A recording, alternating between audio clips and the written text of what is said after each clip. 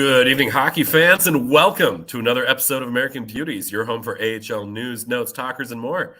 We are brought to you by the Old City Sports Network. My name is Dan Bradley. Alongside me tonight, Sam Wismer. Sam, welcome to the show. Thank you. I have another podcast that I do right before this. Thus, why I'm wearing the Minnesota Wild Kirill Kaprizov jersey.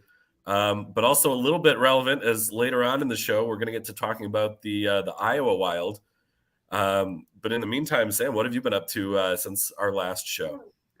Not too much, really. I went. The Phantoms actually had a season ticket holder only type of event where you got to go in and basically watch practice for 2.5 hours.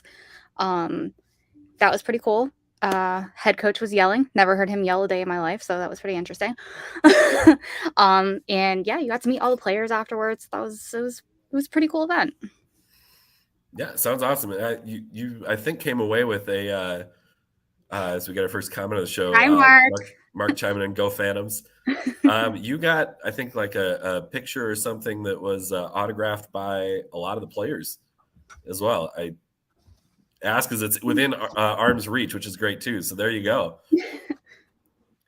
Yeah, that was pretty cool. They did it. They were so like nervous. Like I talked to my ticket rep and he was just really nervous, like how they thought it wasn't going to be set up well. And I was like, this was actually like the best setup. They had everyone gather at two ends of the arena and then the players switched halfway through.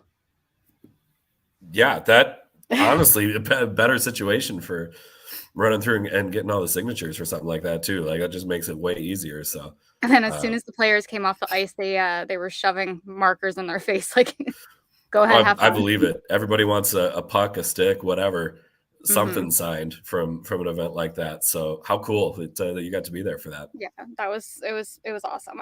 I liked it.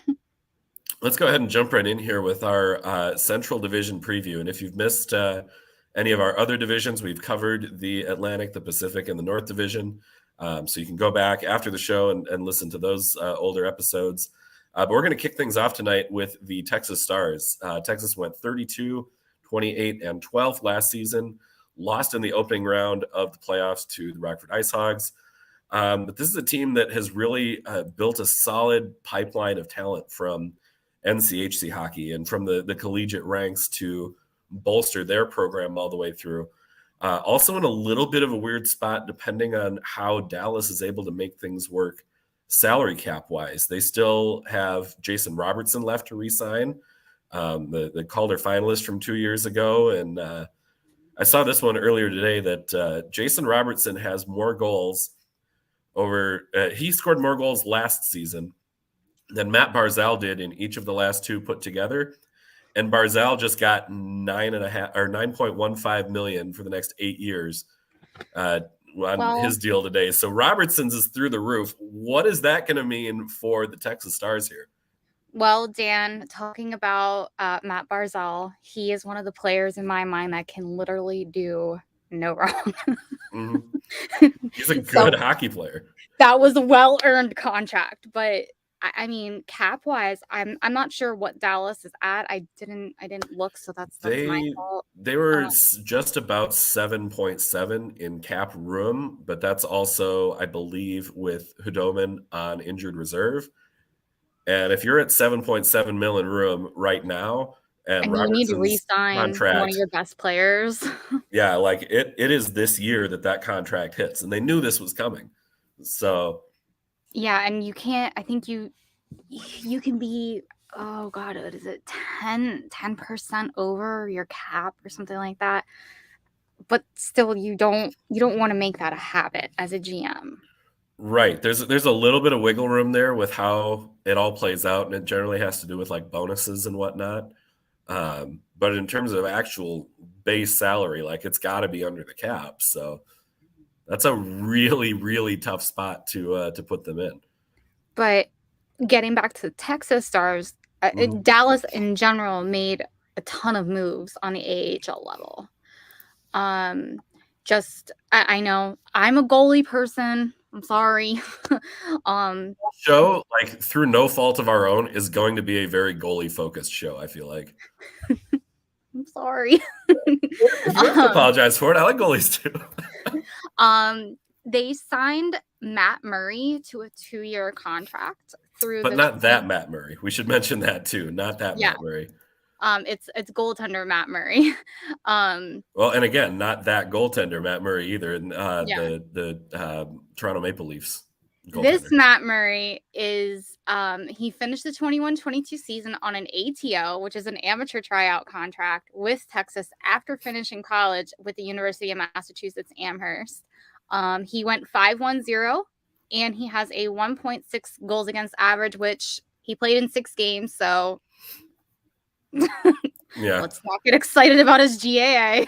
Yep. And a 94 save percentage and 1 shutout. So he does show some potential.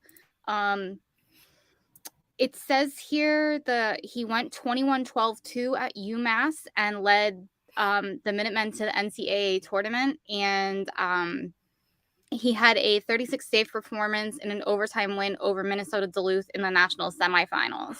You had to go and bring that one up, didn't you? I'm sorry. Oh, that one hurts. That one hurts. As a Bulldogs and during fan, his college career, he posted a 73-39-4 record at UMass, and he holds the school record for wins and shutouts at 14. Yeah, I remember that game too, and nothing that UMD was going to be able to do was going to be good enough to get a goal in that one. It wasn't, some goalies will put up like a 36 save shutout, and it's all long shots from outside. No, these were tight and around the net and high danger scoring chances.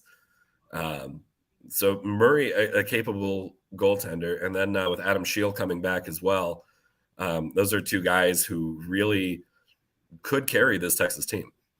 Mm-hmm. One that I found interesting that they signed was Riley Barber. He's on a 1-year 2A, so meaning that he can be pulled up to Dallas as well. He split the season between Detroit and Grand Rapids, so he's coming from Grand Rapids, which we're going to talk about later in the show. He skated in 4 regular season NHL games and posted 2 penalty minutes with 4 shots on goal, and he played in 49 AHL games. He ranked first with Grand Rapids in goals and shared second in points. So he could definitely be really helpful for Texas. He also shared second among all AHL players with 15 power play goals and 28 goals. He tied for 14th in the league. Yeah, so somebody who, especially with the man advantage, that's a big threat, but showing that production at 5-on-5 as well. Good production there for Barber. I like on the back end the Will Butcher signing defensively, and again on a 2-way type contract there, so could go back and forth between the NHL and AHL. It doesn't look right now like Butcher is going to make the NHL club, especially not with them trying to scrimp together every dollar they can to get Jason Robertson signed. But that's someone who brings a good amount of NHL experience to an AHL club. As I'm getting his numbers up in front of me here, 275 NHL games and 114 points as a D-man in 275 games. So that's somebody who is going to be a contributor, and especially at the AHL level, could really provide a spark at both ends of the ice for Texas. For sure. So, I mean, Texas definitely did make moves. And as we're speaking right now, we're only speaking on the guys that we're seeing off transaction websites and stuff like that. What we don't know right now is who is making each club's roster, each NHL roster, because each of these guys who have a 2-way contract or a 1-way contract, we don't see how they're performing. Unless it's like our respective teams, like me with the Flyers and you with yeah. So, you know, we could be talking about like Justin Ducharme, who was also signed by Texas. He could easily make the NHL roster. Riley Barber could easily make the NHL roster. We don't know. We're only talking about like what we know right now. Right. And these are situations where, especially as we get into the NHL season starts on Friday. And I want to say it's by the 15th that they have to make their moves. So players who are on a one-way or is it later than that? 10th. 10th? Oh, earlier than that. So the final roster has to be submitted by each NHL club by the 10th. Okay. So by the 10th, they have to submit their roster. Players who are on one-way contracts can be sent down without going through waivers prior to the 10th. But after that, any send-downs, those are all waivers unless there is some other exemption somewhere. And it's a little weird with how the NHL has that all set up. But we're going to get a lot of clarity, I think, in the next 2-3 days here, even ahead of that 10th deadline, just as the season is ready to start. And just to clarify even more, when a player is put on waivers, the deadline is now not noon anymore. It is 2 p.m. That was made clear by Tony Andrakaitis of Inside AHL Hockey earlier this week. He is a wealth of information. He's taught me so much over the years. I owe a lot to him.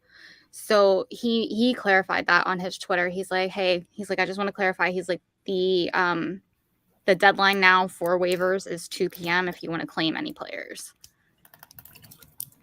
I like that. I think it is a little better for the West Coast teams as well if somebody gets put on waivers.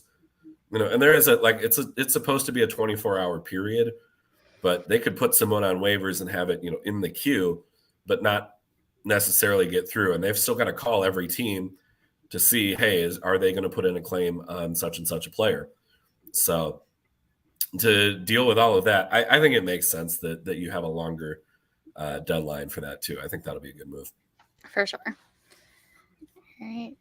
Visit lugaroo.co for all of your custom everything needs, I guess, from talking to Colin last week. Yeah. For those who didn't get to listen to last week's show, and we had Colin Mulvey on, great interview as well with Colin. He had a lot of good stories to tell us and share with us throughout the show. And we probably talked to him for a good 15, 20 minutes after the show too, just all sorts of other stuff there. So if you haven't already listened to that, go back and listen to last week's episode with Colin Mulvey there. Doing great stuff with Lugaroo and really starting to catch some fire here. So thank you, Lugaroo, for sponsoring the show. And thank you, Colin, for coming on last week. Yeah, definitely. Thanks, Colin. All right, moving on to Manitoba Moose. First of all, a moose. Okay. I love it. I have a love-hate relationship with this team because they are a rival to the Iowa Wild and, by extension, Winnipeg and Minnesota. It's kind of a love-hate relationship there, but I love a team called the Moose. I think it's cool. They didn't really do a lot. They had a very interesting offseason. Last season, 41-24-7. They were second in the Central. But upset by Milwaukee in the division semis, best of 5 series. And, that was a very interesting one for sure. But a lot of returning players. They're keeping their top 3 goalies. They are returning 4 of their top 5 leading scorers from a year ago. Didn't really have a very active offseason compared to some of the other clubs that we saw across the league and in particular in the Central Division. Yeah. Yeah, I'm kind of shocked that they didn't make any moves, but then again, they didn't really have that bad of a season. So if you're not going to have that bad of a season, I wouldn't make too many moves. You know what I mean? Especially because every team's end goal is the Calder Cup, and I'm kind of glad that we are going into these divisions with the reigning Calder Cup champions. Just happened to work out that way. It really did happen to work out that way, and I was so happy to be there for it. So, that was a proud moment for me. But yeah, they signed 2 defensemen. They did. And one other one that they brought in as well was not a signing, but a signing because it was somebody that the Winnipeg Jets had drafted. So somebody into the system there that I'm really excited about. Simon Kubicek. Yeah, that's the one I'm looking at right now. Yeah, he is going to be a machine next season for Manitoba, and a kid that I think Moose fans should really, really be excited about. He's not the biggest defenseman. He's 6'2", 194, but a right shot D-man who will hit absolutely everything that moves. And he's still last season with the Edmonton Oil Kings, 68 games, 14 goals, 27 assists, and 133 penalty minutes, and then added 11 points in 19 playoff games as well. He's just a spark plug and a very entertaining player to watch beyond just being a good hockey player. Not the best skater, but he is going to put butts in seats. Yeah, he definitely isn't the biggest defenseman. And it says here on the website that he's 203, unless one. I mean, that could be accurate because what I pulled was from Elite Prospects, which could be dated wrong. Could be dated from last season. So listen, Elite Prospects, they freeze on me, so I'm not very happy with them. But yeah, I mean those were 2 really good signings. The other defenseman that was signed was, don't freeze on me now, computer. Chris Martinet, and he's a left shooting defenseman. He's 6'7". Oh, he's a big boy. And weighs 216. So defensemen that are huge, please listen to me and use your size for good. Well, and the Winnipeg organization, like, they covet that kind of play from their defensemen. And you look at who they've had through the years with guys like Dustin Byfuglien. Was it Logan Stanley? Is that the guy who's there now, who's like 6'9"?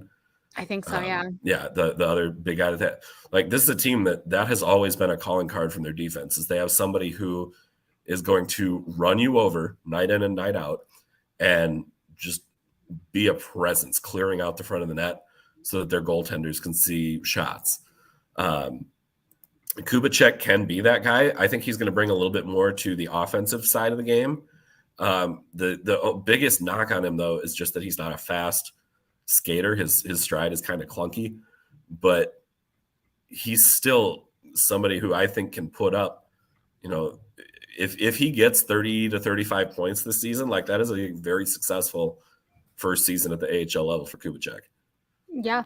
And I've been seeing a lot of people on Twitter just giving kids a lot of flack, at an NHL level. What you got to keep in mind is that they're at camp. They're trying their best to make the NHL roster, and I don't care what your opinion is. They are still kids.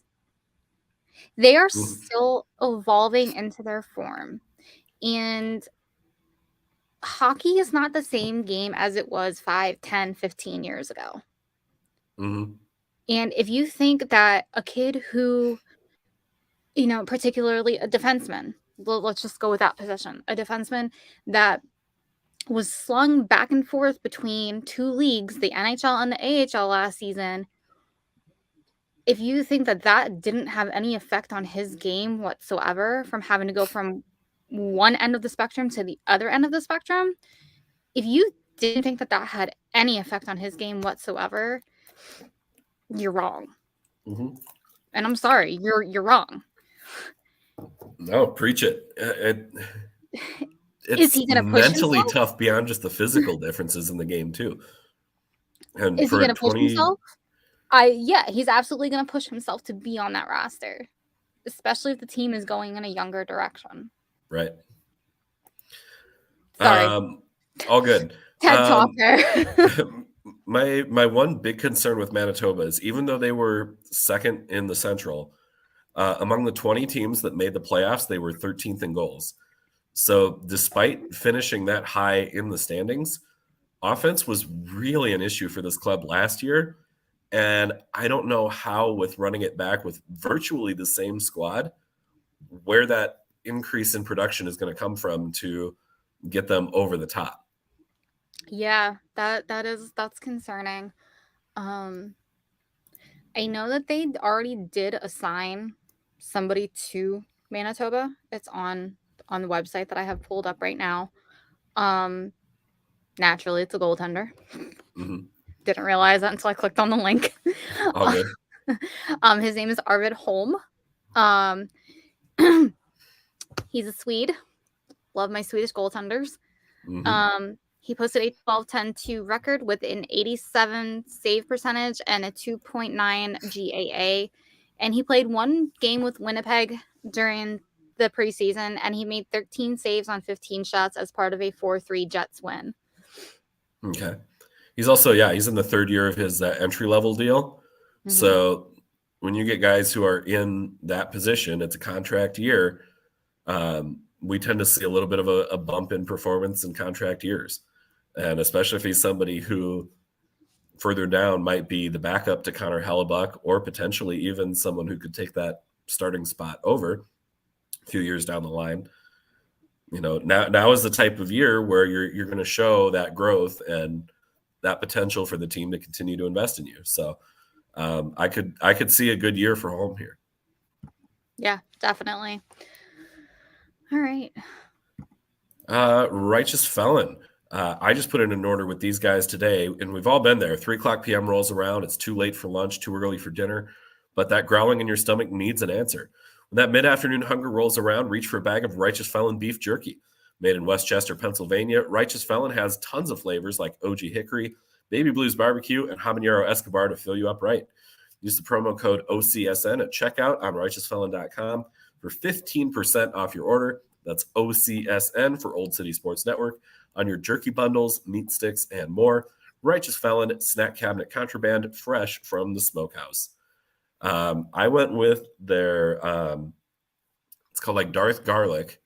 That's my favorite. I'm so excited for that one.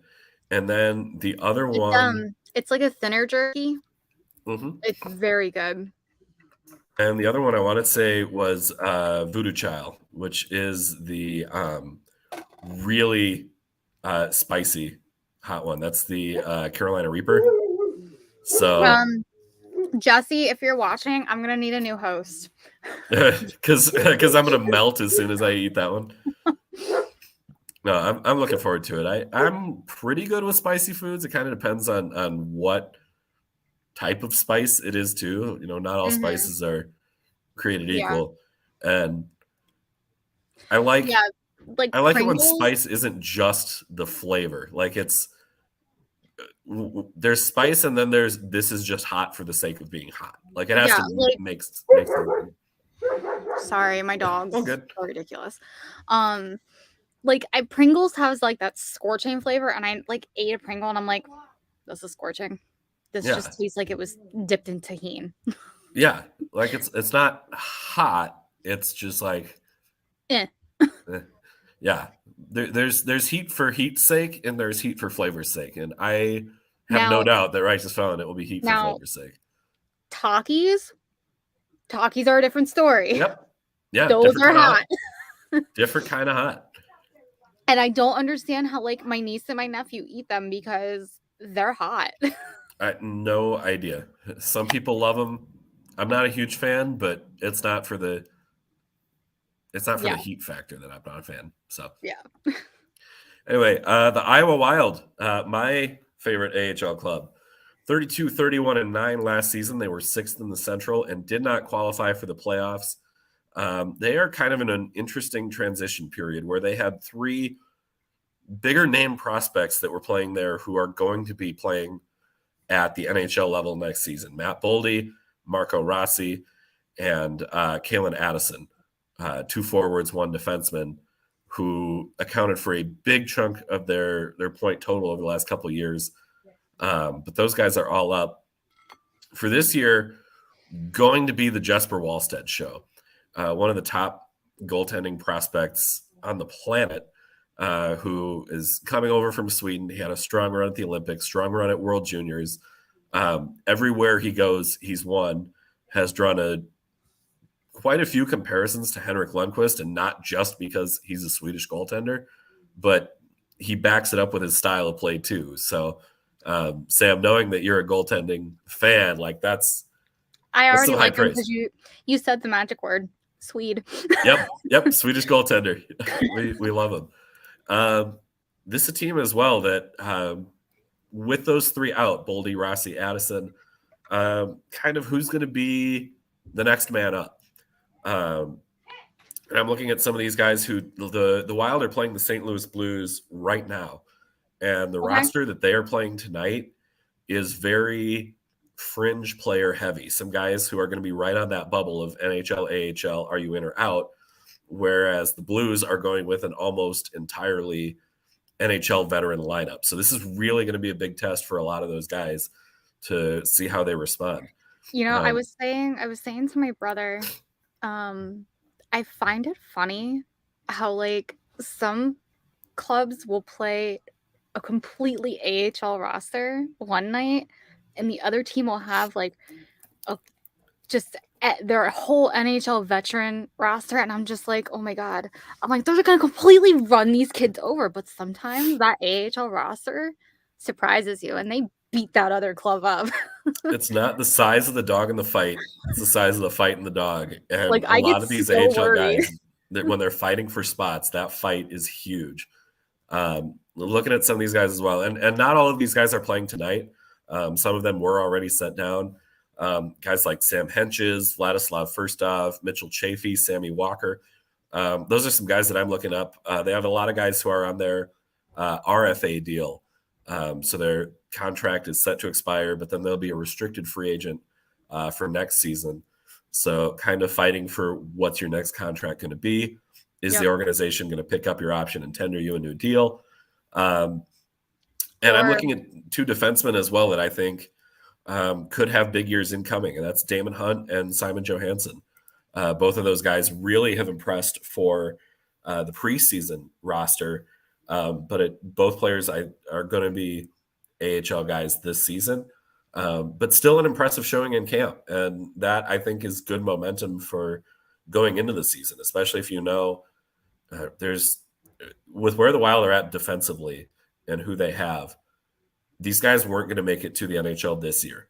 And I think they knew that, the team knew that, but they still played like they were trying to compete for NHL roster spots this year. And that's how you have to do it. Exactly. And I think that's going to carry Iowa out of the gates. We should see a nice little winning streak, I hope, out of the gates for Iowa. Yeah. I love the passion you have talking about them. They're my guys, and especially now that I'm with this podcast going more AHL focused this year too. These are guys that organizationally you're rooting for, because you hear some of these stories and, hey, Mitchell Chafee is tearing it up at Iowa.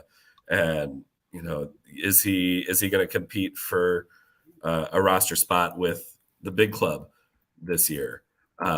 You hear these stories of these players that are on the fringe, and you're like, I want you to do well. I want you to see that success. Connor Dewar, that type of guy as well, who the last couple of years, the AHL level, really impressing and ready for that call up. And it looks like he's going to make the Wild roster out of camp. So Iowa, I have a lot of hope for where this team is going to go.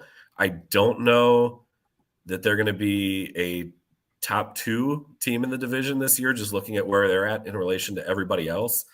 But I do think the expectation is that Iowa will make the playoffs this year. I think that's the attitude that they're carrying into camp, and that's what it has to be. And especially when you're bringing in someone like Wallstedt, who is going to be your goaltender of the future. His first year stateside, that's going to come with some hiccups. So transitioning from playing in Sweden to playing in the AHL, like Colin talked about last week, where some of the penalties that guys get away with because they're hacking after the play, where you're not going to get punched in the mouth for that playing in Europe, there's going to be some of that in the AHL. There's going to be an adjustment period there. So with Wallstedt in particular, I think Wild fans want him called up, but the absolute best thing for his development this year is to play at Iowa, take at least 1 year, maybe even 2, to really settle into life in North America, and then get introduced to the NHL from there. For sure. Just there's going to be an adjustment period. It's going to take a couple of months, especially if you're not used to the physical aspect of it.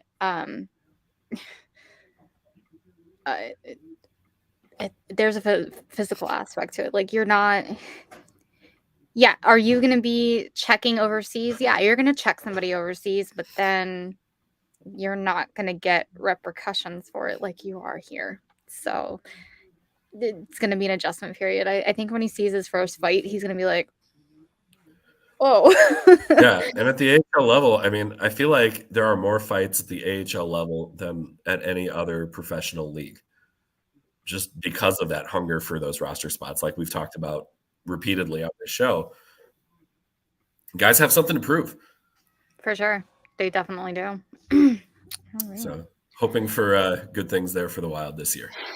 Go to www.oldcitysports.com. That's old with an E, and check out all of our other podcasts, articles, and more. Definitely check out the Fan Lot. Philadelphia Phillies somehow, they made it. Way, by the grace of God, made it to the playoffs. We were talking about this before the show, that like the entire NL East just backpedaled into the playoffs. Everybody falling apart down the stretch. So, but hey, they made it. That's what matters. That's what counts right now. So congratulations to them. It's always, I know I tweeted out earlier that it's always a real special moment when you're able to carry coverage on through the postseason for a podcast. And, we also have a Flyers podcast, Flyers Alley. We also have a beer tasting podcast, Delco Dive. We have so many podcasts. And adding more. And adding more every day. And all of our articles. I just released an article on Hillary Knight yesterday. So it's phenomenal, by the way. Thank you. I had to condense so much of her history because either I condensed it or you would have been reading for 3 hours. Yeah. And Hillary Knight is the type of person that you could read about for 3 hours. The accolades that she has throughout her career. When I was reading about just her college career alone, that she had like 5 hat tricks in one season, I was just like, so can we sign you to the Flyers? Because we kind of need you. Anybody to put the puck in the net, right? Just anybody. My dogs can do it. Next up, let's take a look at the Milwaukee Admirals. 39-28-9 last season. They finished 3rd in the Central. Beat Manitoba in the opening round before losing to Chicago in the division finals. The big story I feel with Milwaukee, and we saw this on Twitter today, was Cody Glass getting his call up to Nashville. If you haven't seen that video, like after this podcast, go look for that video. It's all over Twitter. We've shared it on our account. But just the emotion from Cody Glass, who has been kind of right on that cusp and pushing for his NHL shot. I'm stoked to see. And I don't have the same beef with Nashville that I have with Winnipeg and with Colorado and Chicago and St. Louis, because those teams have all beat us in the playoffs and we haven't really played Nashville in the playoffs. So maybe I like Milwaukee and Nashville for that reason, but how can you not root for Cody Glass after watching that video today? I've been super emotional the last week just because there's just a lot going on emotionally with me, and just watching that, I was just like this is like what you got teared up too. This is what every AHL player hopes for, and like just watching him cry, I was just like, yeah, like it's a tear-jerking moment because this is what these boys work for each and every single day of their life.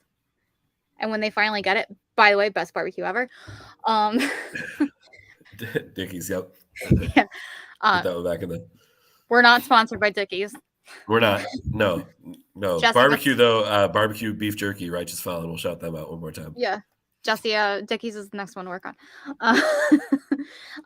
But yeah, no, that's a moment that every AHL player works towards, and it was pretty awesome of the Preds to get that on video. Yeah. I think it humanizes some of these players, and we kind of look at hockey players sometimes as almost robots, or that they're there for entertainment and they're there for us to like enjoy watching them as hockey players.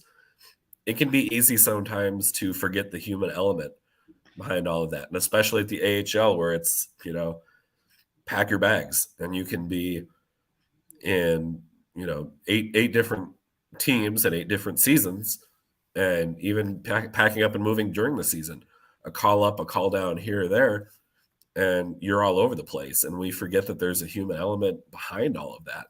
Yeah. So really a cool moment from Glass today. We do tend to forget that they are human.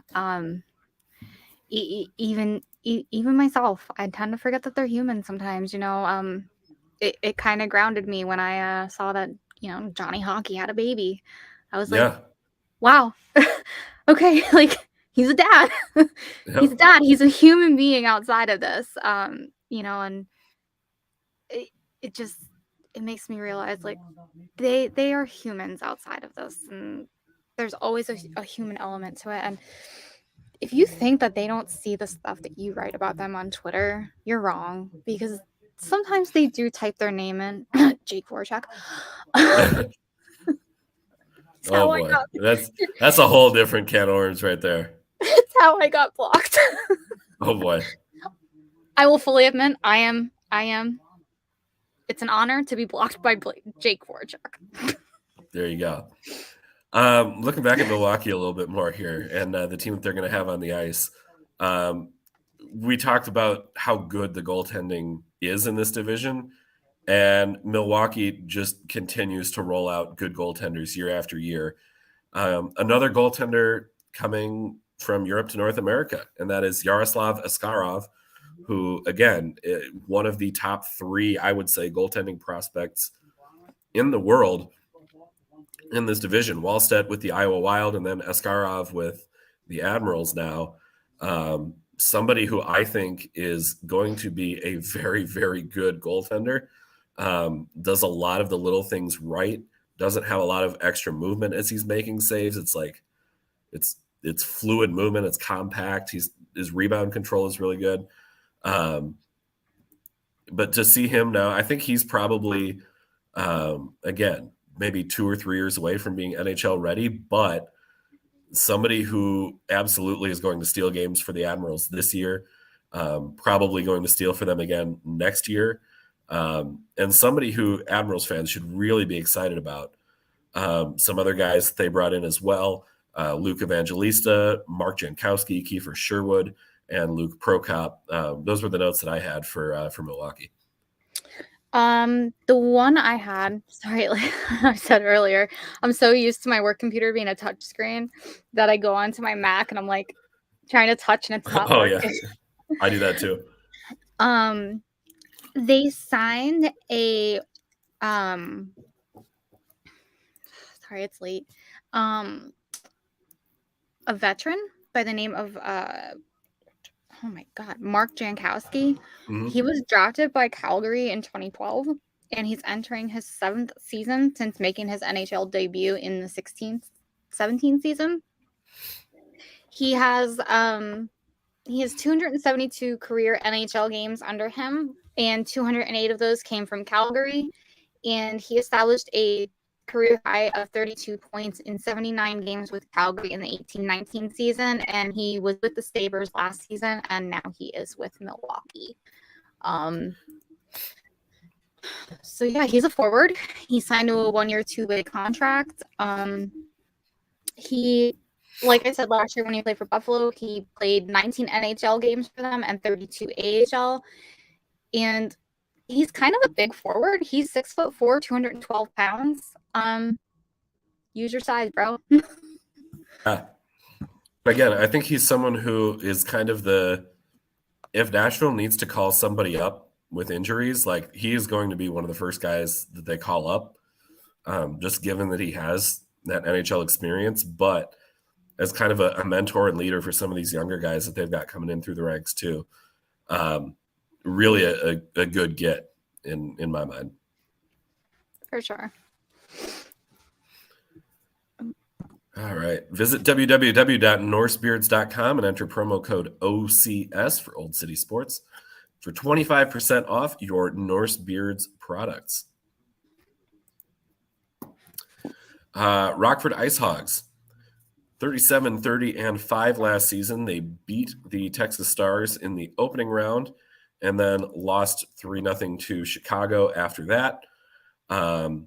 Lucas Reichel, one of the top prospects in the Blackhawks organization, was sent down today. And I think, kind of like we've talked about with some of these other guys, the AHL is the perfect spot for him to develop this season, knowing that the Blackhawks are going through the ringer. They're bottoming out on their rebuild. It's going to be a rough year for Chicago. But to give him the kind of confidence at the AHL level, this is a guy who last season at the AHL, he led the team in goals with 21 and points with 57 in 56 games. Really could be, I think, one of the leading scorers with Rockford this season across the league, and could be a 30 or more goal scorer this season. Yeah, for sure. The one article that I found that Chicago had sent down from their PTOs was defenseman Adam Clendening and goaltender Dylan Wells. Adam Clendening played for Lehigh last season. He's an all right defenseman. I mean, he's been in the league for a very long time.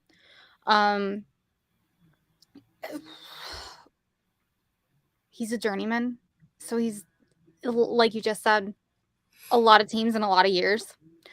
Dylan Wells is a baby goalie, and I think this will be a developmental year for Dylan.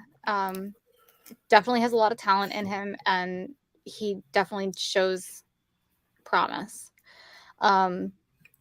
And the other two players that were assigned to their junior clubs are defenseman Nolan Allen and Ethan Del Mastro. And then Jackson Stour was assigned to the Ice Hogs by Chicago as well for AHL training camp, which started on Sunday for all AHL clubs. I'm looking at this Rockford team and seeing that they have quite a few defensemen who are kind of right on that NHL, AHL bubble. Nicholas Baudin, another one that was sent down today. Alec Regula and Ian Mitchell, as a couple of those guys as well, who kind of right on that. Are they going to make the call up? Are they not?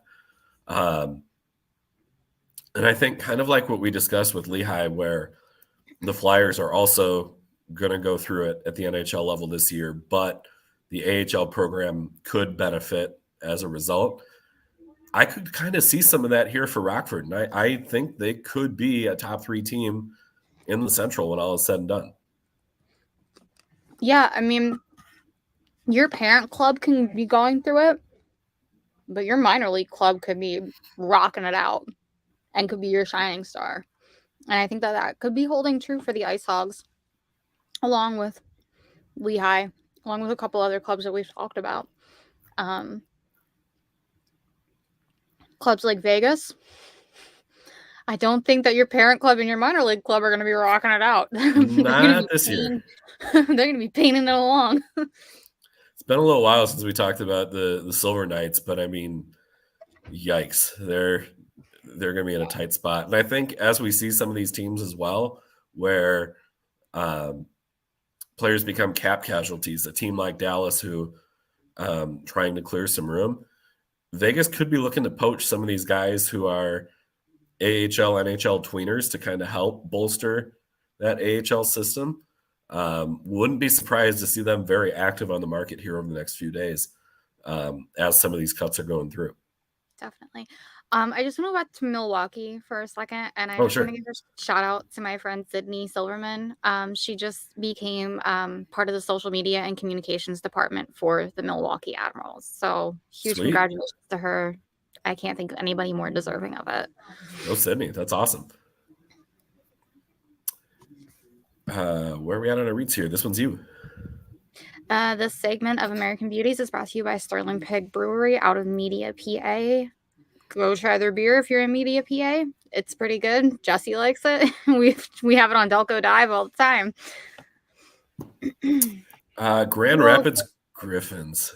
We're going to kind of do a double dip here, and I don't know if you plan it this way, but the last two teams we're going to talk about are the team that finished last in the Central last season and the team that won the Calder last season. So kind of I didn't plan it that way. I planned it so that we talked about Chicago last so that I wouldn't go on tangents forever.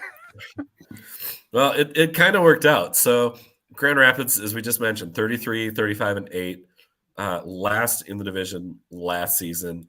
I look at a few different things here with this team. One is Simon Edvinsson, who was the 6th overall pick in 2021. Having an impressive camp for the Red Wings, who are a team on the rise, and their window is far closer to opening than being closed.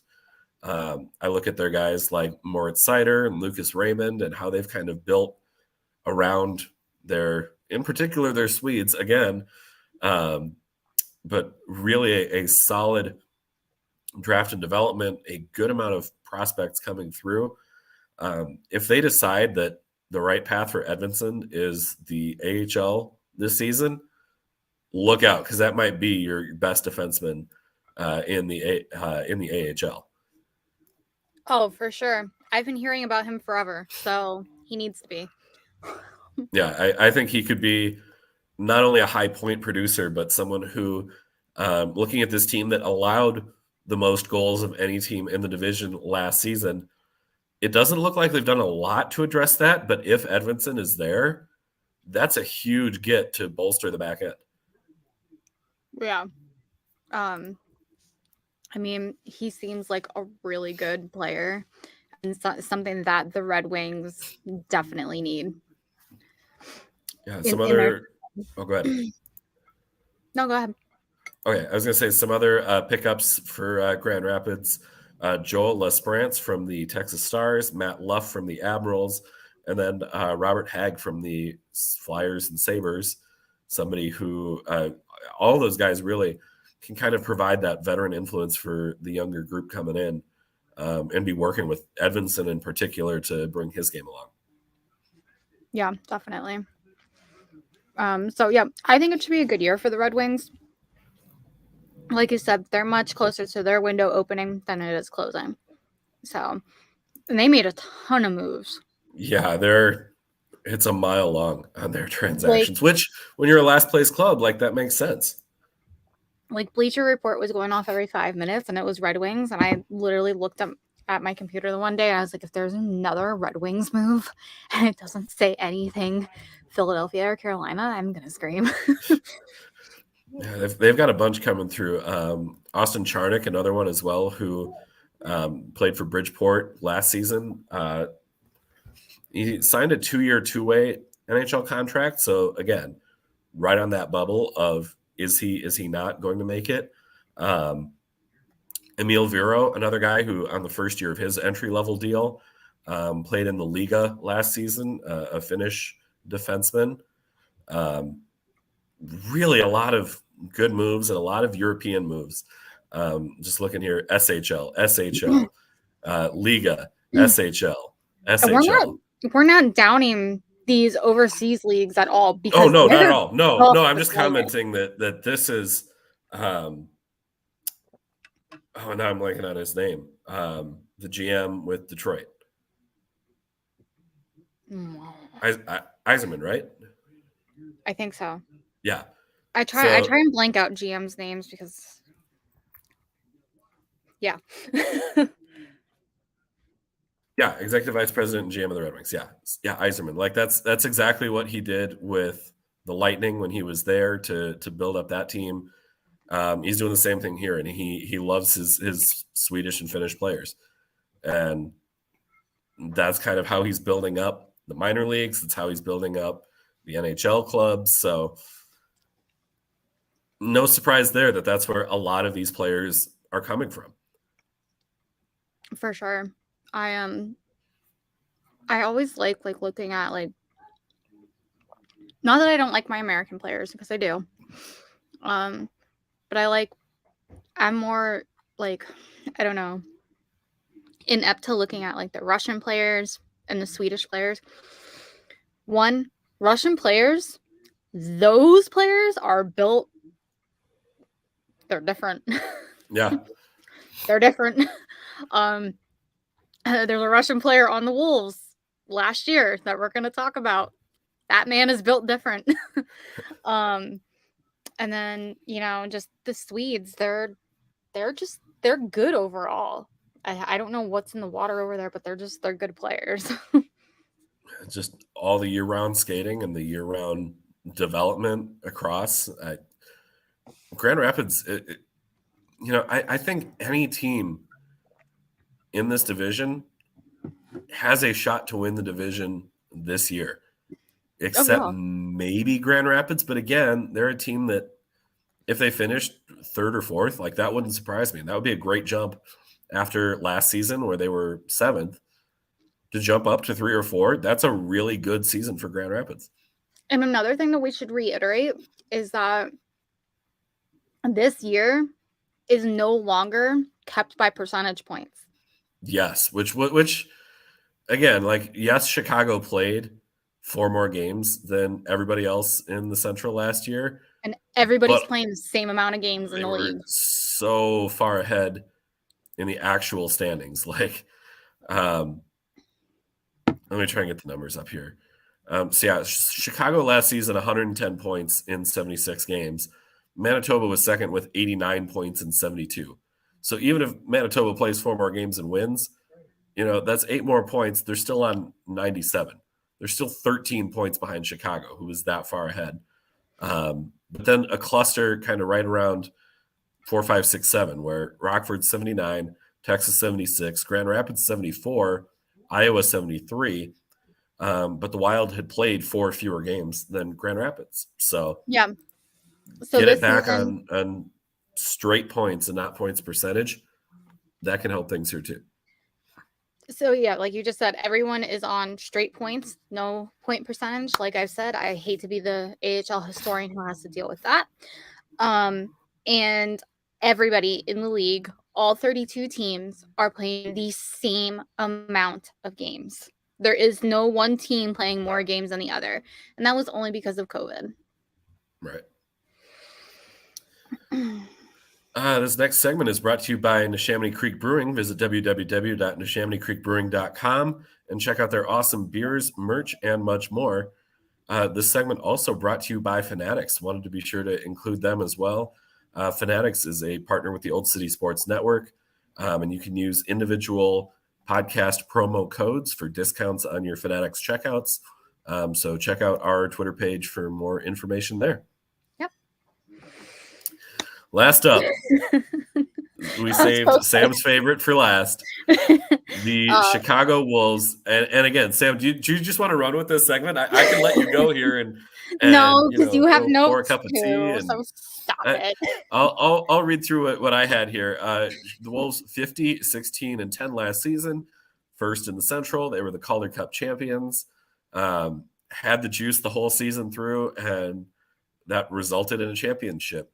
They did blow up the roster, so there are very few returning players. Their top 2 goalies, 5 goalies total who are gone, including Alex Lyon and Jack LaFontaine, who played the most games in goal last season. 3 of their top 5 leading scorers from last season are gone.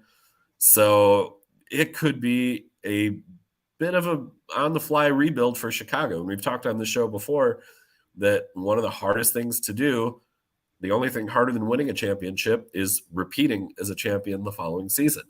Yeah. Chicago, they're still going to be good, but are they going to be anywhere near as good as last season? I don't think so. No. I can say that they're not going to be as good as last season. When you don't have that same team, and this often happens. You're going to see this where when an AHL team wins that championship, you're going to see these guys move on because they've done what they wanted to do. They've won the championship. So they're going to go on to other teams where they feel they can either get that NHL spot or they can contribute to get another championship.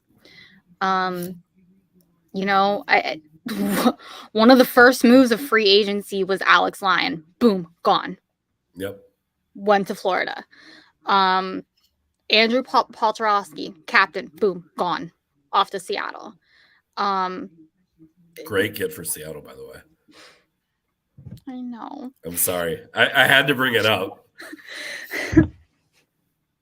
Makes me cry. I love him. Potsy. Great guy. I met him after the game. I went to the Calder Cup in Springfield. So my reasoning for going was Lyon was 4 hours away from me, and I was going to be damned if I wasn't going to be there. Yeah. It was close enough. It was only a 4-hour drive. I went by myself. I met my friends from Carolina. And I have to say the Carolina fan base is very passionate about both their NHL and their AHL team. And it's so nice to see because some fan bases only pay attention to one of their teams. And it's like, hello, hello, you've got a team down here. But yeah, it was a great time. They do have a goalie that I don't want this team to completely rely on him because he is very good. Pyotr Kochakov. Listen, this baby goalie almost took out the entire Iowa Wild bench last year. He almost took down Brad Marchand last year during playoffs because Brad Marchand was Brad Marchand and checked him in the back, and Pyotr was not having it. But I don't want these new guys. I mean, I think they kept Ladanya. They kept a few guys. So there's a few returning faces, but this team is basically a brand new roster. I'm not sure. I don't think Drury's been reassigned yet.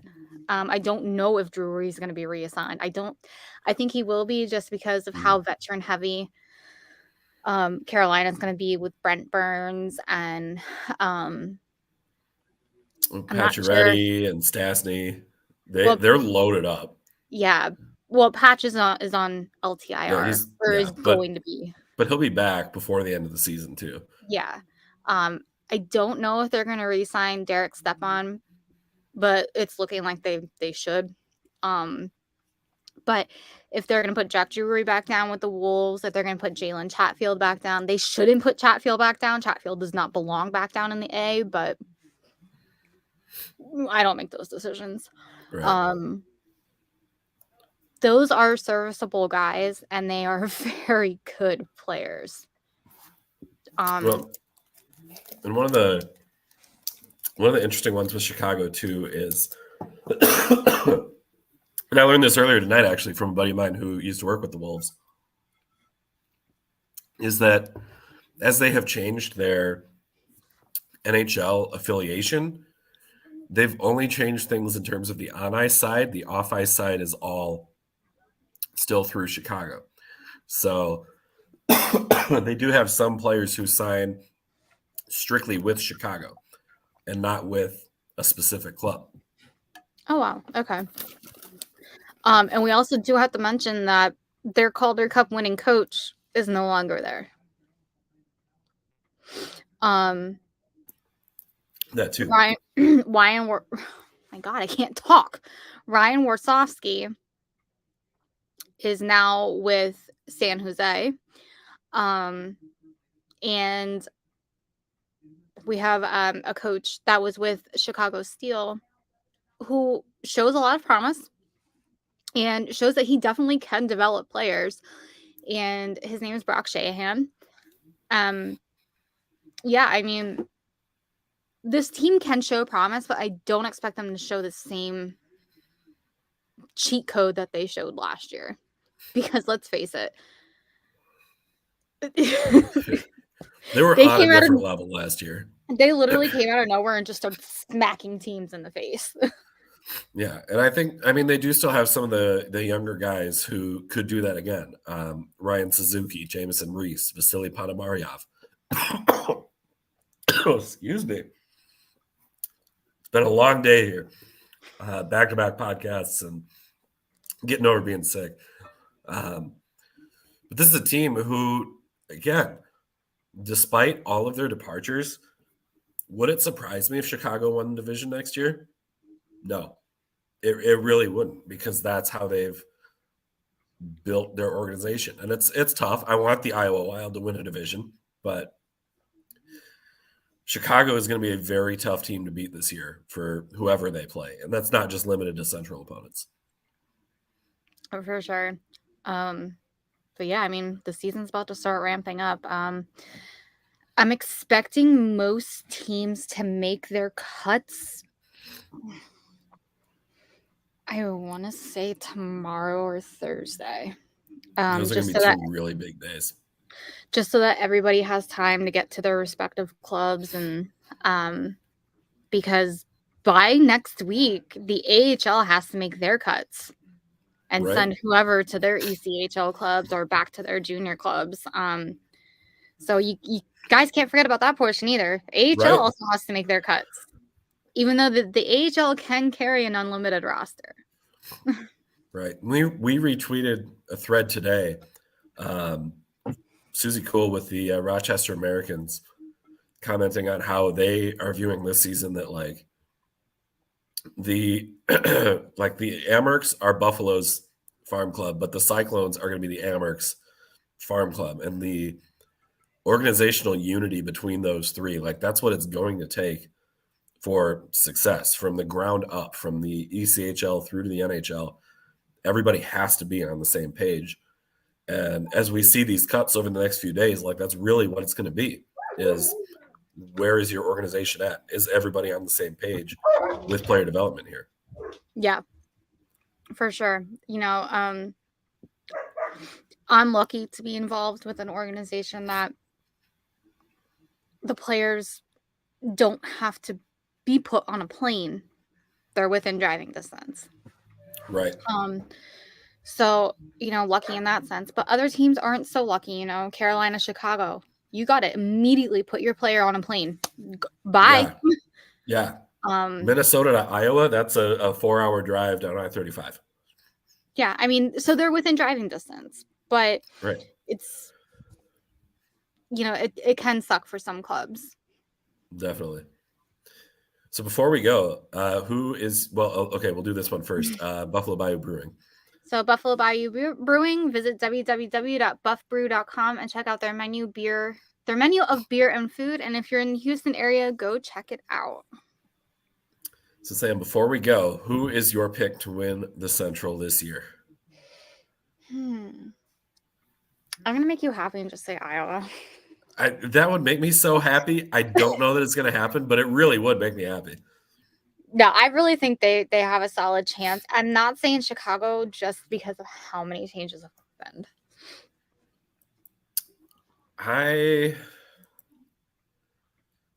This is so like, I think the Central, more than any other division, like anybody could win it, and it would not surprise me at all. Like, this is the toughest division for me to predict, and not just because one of my favorite teams is in there.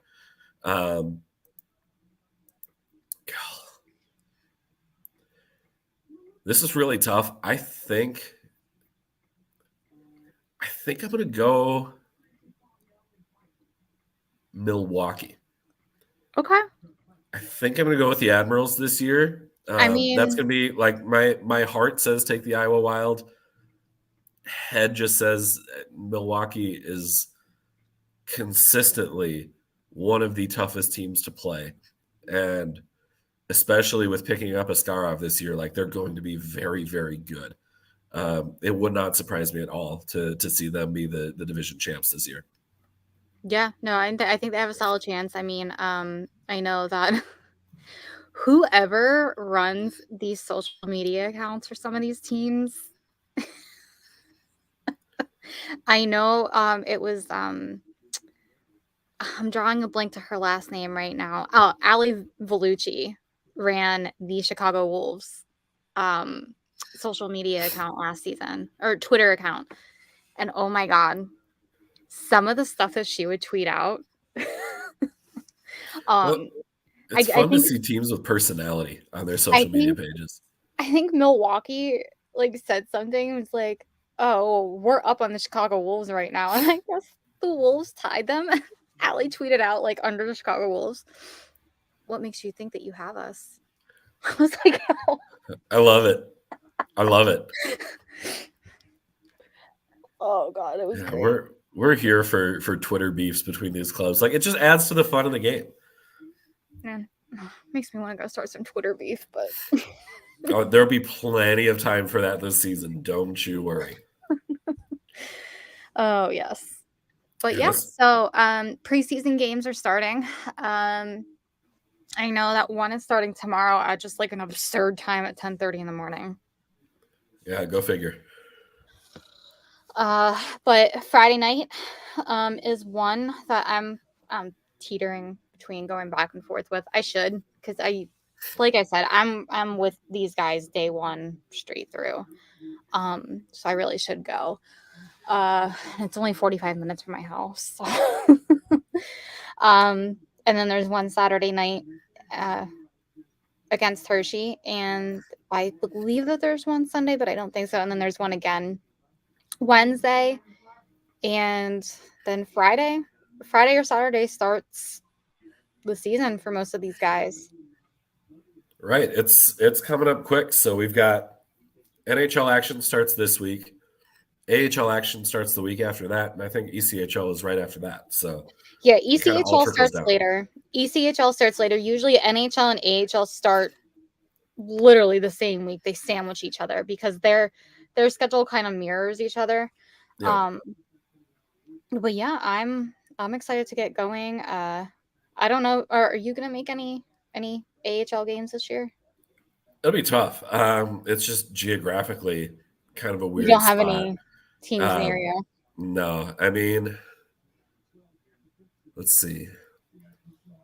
I think Cleveland for the Monsters would probably be the closest one, but Chicago would be close. Grand Rapids would be close. Um, yeah, it's just kind of a weird, like, Geographic area yeah, that you're in. geographically it's tough. But I will do what I can to make it to at least one game. Like, that's my goal. But also That's why we have AHL TV. Go that check out your is package. so that will definitely help keep on top of things. Excuse me, keep on top of things there. It's actually pretty financially a good package. You can get all teams, all games, home and away, plus playoffs for like $105. You can't beat that. Yeah. You can't even get the NHL TV for that type of money. No, you can't. So that's actually really good. And I know I pushed and pushed and pushed the minor league, but if you're not into minor league, but you want to know what the kids that are coming up look like, this is a really good way to look at what your prospects look like. So I really do encourage it. Even if you just get the cheapest package and it's your home games, it's easiest way to get a good look at what these kids look like. Yeah. It's a very exciting time of year, and I'm very excited to see what we do with this podcast throughout the season as well. I think it's going to be a lot of fun. Yeah, I know. Go ahead. I said I know once the season starts up, we're gonna have a new segment coming up. So yeah, we got all sorts of came up with big things on the horizon. Sam is so excited. I am too. But that's it for tonight's episode. We will be back next Tuesday night at 8:30 p.m. Eastern with more AHL coverage. Thank you again to our sponsors, Righteous Felon, the Chamonix Creek Brewing Company, Norse Beards, Buffalo Bayou Brewery, Lugaroo Jerseys, Sterling Pig Brewery, and the Old City Sports Network. That's probably a good place to end off for tonight. She's Sam. I'm Dan. Enjoy the rest of your night, everybody. Bye, guys.